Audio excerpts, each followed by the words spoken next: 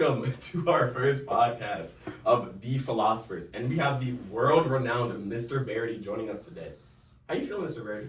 I'm not feeling world renowned, but doing great. Well, there's only one of you on this world. There is, but I don't know if that leads to renown. I feel like it does. But is that philosophical, or are you guys already getting? We are philosophers. We are. You are philosophers. So, That's what I hear. That's the word on Yeah. the street. Like the Enlightenment period, like we were. okay. Well, Let's get on to the business. Oh, right? the business. We wanted to get to know you, Mr. Right. Baraty. So, do you know Miss Maxie? yes. Okay, so in Miss Maxie's class, before every period, we get together and we do a question of the day.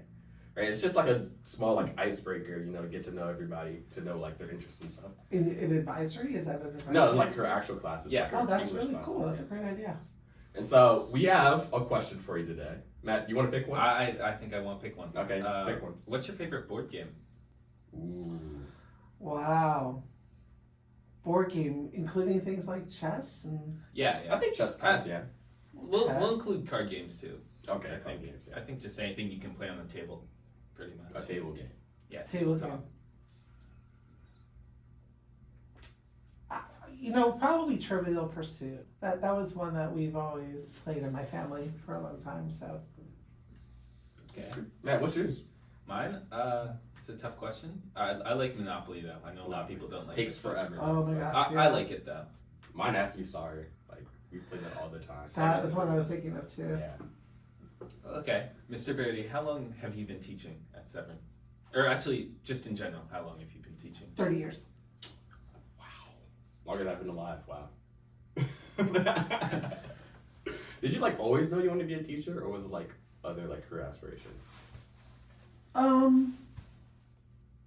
That's a good question. I originally went to school for pre-vet, so I was trained mostly in biology. I didn't take any computer science in college. Everything was either workshops after or being self-taught, just exploring things. So I learned very quickly though that I didn't want to be a vet. That my understanding of the field of animal health and animal science was not what I thought it was. I thought, I was very idealistic about wanting to help animals, and I wasn't really prepared for the business side of that business of being a vet and, hiring people and having a staff and all that other stuff. Does make sense, yeah. Yeah, so teaching, I love teaching, and once I started figuring out after that, I just ended up in all these different places where I could teach, and I started, I guess, learning more about presenting information to people and sharing love of science with people, and that just led from one thing to another to another. Honestly, I would expected Mr. Barry to be like a computer whiz out the womb, like hacking. Well, If I had studied computer science when I was in college, the World Wide Web wasn't popular until after I was graduated. So that didn't really come out until 1993 or so. Java wasn't invented until 1995. Python was invented in 1995. That's 5 years after I was graduated. So if I had taken computer science, it would have been older languages like Fortran, COBOL, C, which would have been, I'm sure, very useful. But yeah, most of the computer science that we teach today wasn't invented when I was in college. did you ever teach biology or any other subject outside of the computer realm? Yeah, I have taught astronomy. I have taught marine or oceanography in a landlocked state, actually, and yeah, robotics, things like that. But mostly in the computer science realm. Where did you go to college? Cornell University in upstate New York. Did you enjoy it? Was a good time? Loved it. It was a great time. It was an amazing school. It was an amazing place. It was a place where you could get on a bike and in 5 minutes you could be downtown and there's restaurants and stuff like that. But you can go 5 minutes the other way and you can be out in literally turkey farms forever and just go and bike and not see another person for hours. So it was really cool. It was a good combination of, rural and not urban, but a busier town, a college town. Yeah, that's gas. It sounds great. Have you taught like anywhere else other than Severn, or is this like your home per se? Well, I've only taught at Severn for 5 years, Mm. but I've been teaching for 30. So I've taught at 5 private schools in first Nevada, then Florida, then Colorado, then Pennsylvania, and then that path has led here.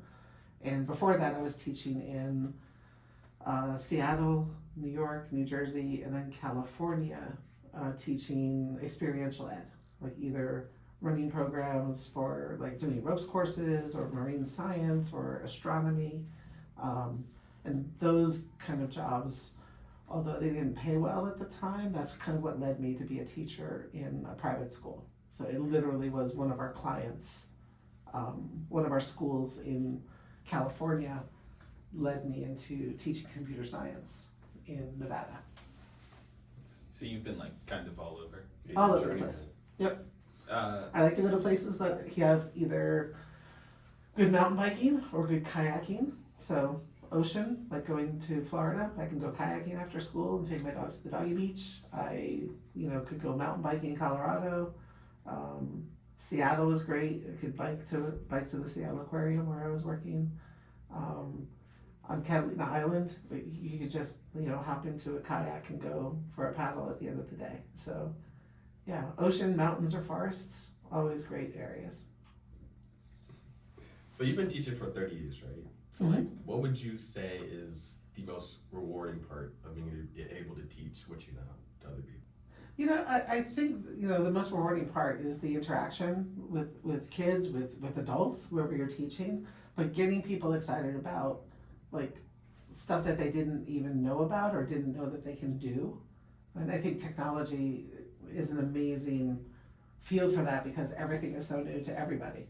Like we all have to be lifelong learners in this field because 2 years later something's going to change. The computers change, the technology changes, new fields are always coming about. So that's kind of exciting to help maybe usher people through this realm where maybe people start and they don't know what even is out there. So you can kind of be a guide and then help them along their path of learning. What do you think your favorite subject to teach is?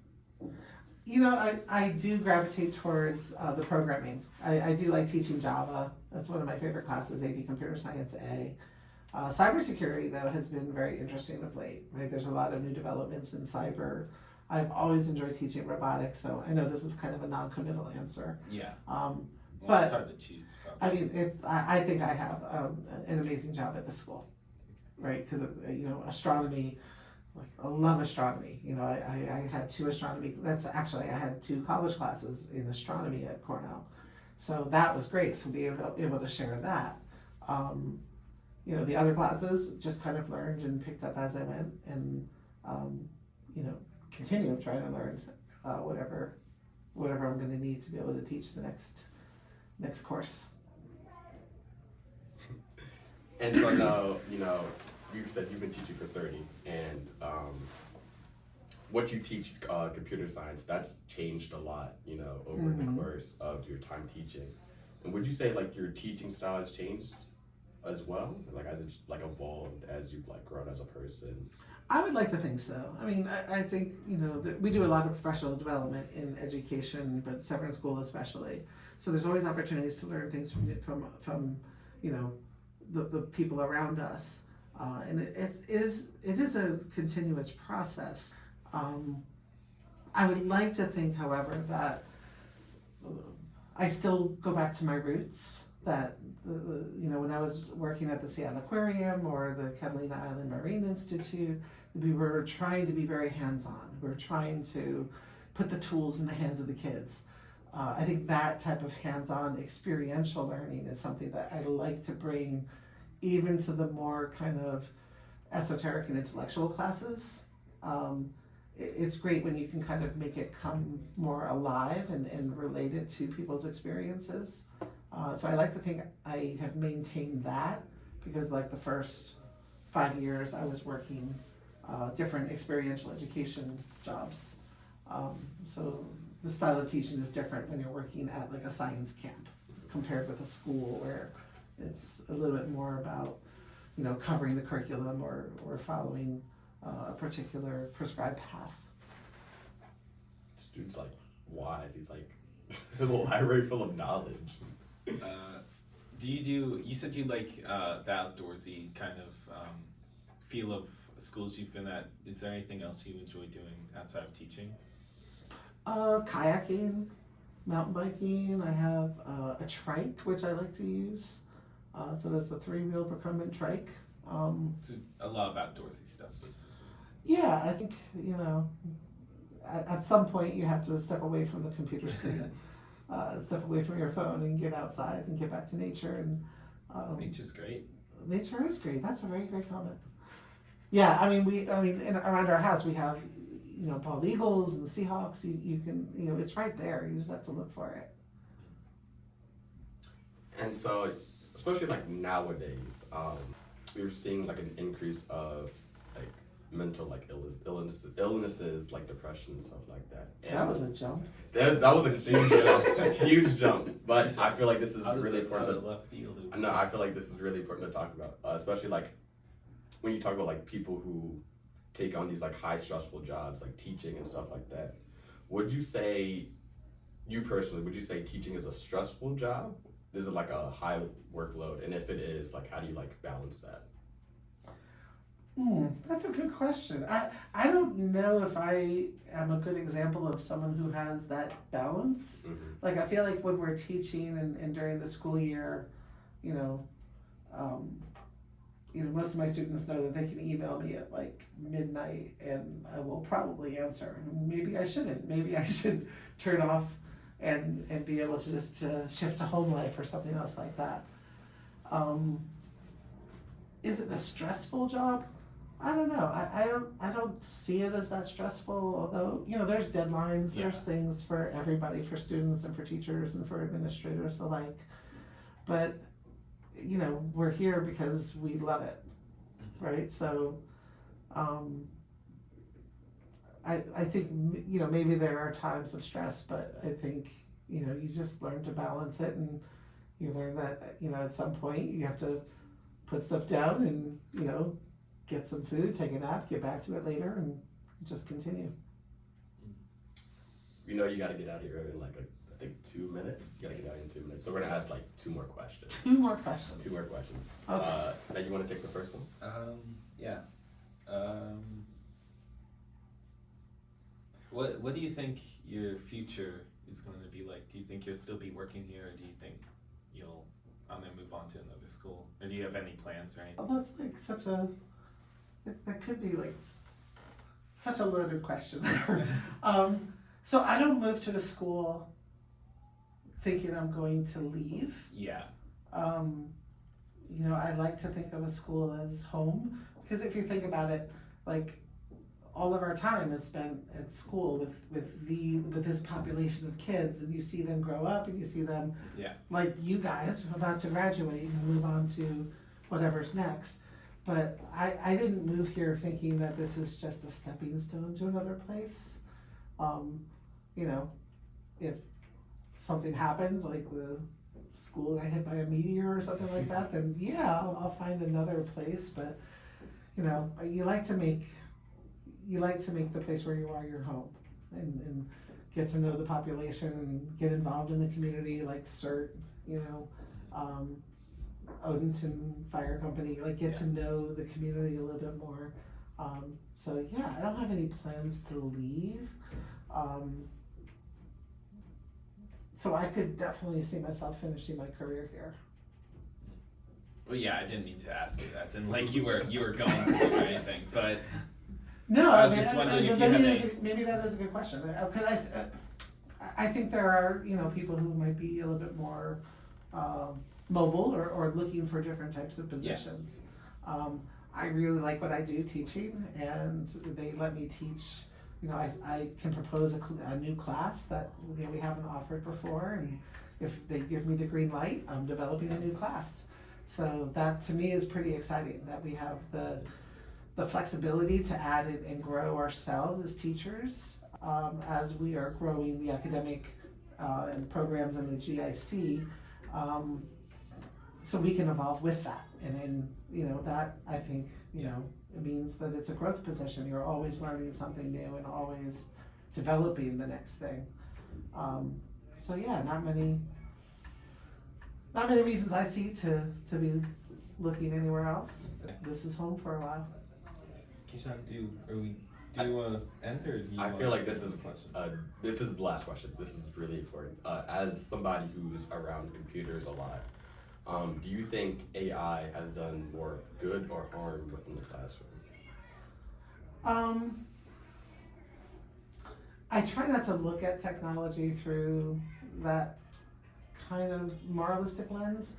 I mean, when calculators came out, teachers and parents and everyone was really freaked out because they thought that we would have kids who can't do math. Technology enables people to accomplish that which they maybe couldn't before. So I think, you know, yes, you can see AI used as a tool where, you know, maybe some kids didn't do the homework the way that their teachers intended. Well, we have to adapt and use the tools, and if these are the tools that kids are going to be growing up with, we better learn how to use them properly so that they know how to use them properly, because you can be sure there's new technologies coming down the pipeline that we haven't even imagined yet. And when that time comes, if we're not prepared to even deal with AI, we're not going to be prepared for what's next. So I think we have to, you know, adapt with technology, evolve with technology, and evolve ourselves. I like that answer.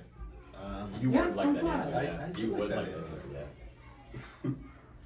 So, Yeah, I that's, think- that's all we have. I Yeah. think that's those are what we good have. questions, by the way. Thank you. Thank you. Yeah. Yeah, and this is your first of This is your many? first of many. Hopefully we Hopefully keep at on least Good at luck. least two. Yeah. I think we'll get I think we at can get least three. 4. I think we get 4. We're striving for 4. I have to commend you on your technology setup, like dual microphones and lapel mics and a pickup mic here and video. Very impressive setup. Thank you. Yeah. Thank you. Well done. All right. Appreciate you for coming on, talking with Thanks us, for having me. sharing your It's an wisdom. honor to be your first guest. No, it's It's our honor. honor. Yeah, it's honor for us. No, the honor is mine. How do we end? Well, I think. Just be silly. Yeah. Okay. I think Yeah, that's out. yeah. Bye, everyone. Whoever's listening. Bye. Thanks, guys. Thank you. Right? Yeah, good questions. I like it. All right, I'm gonna see if my